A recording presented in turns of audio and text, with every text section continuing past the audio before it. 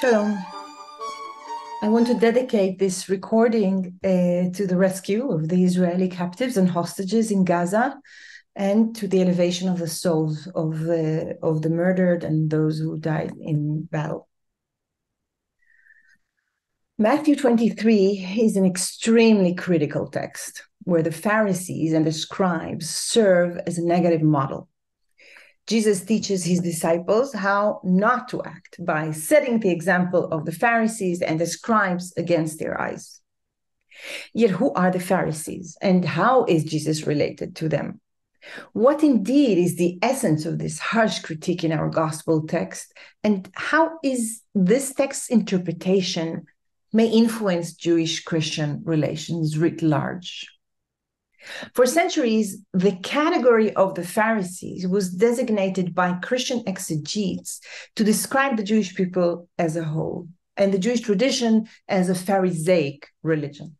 The interpretation was usually charged with antagonism towards the Jewish law, the halakha.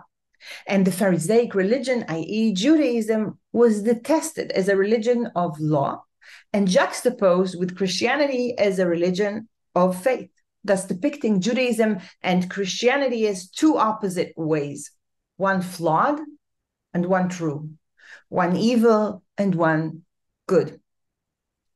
Yet exegetes, theologians, scholars, and people of faith have overturned these presumptions. And today we have the privilege of reading these gospel texts differently, without prejudice, and without assuming a dichotomy between Christianity and Judaism.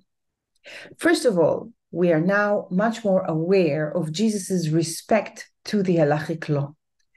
Do not think that I have come to abolish the law or the prophets.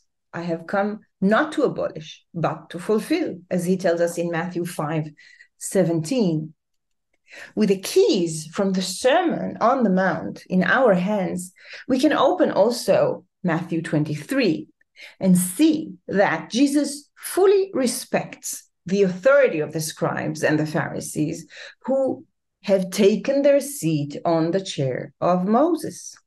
The critique which he stresses is not against the law per se, the law which they have the authority to teach, but rather against the way they themselves observe it.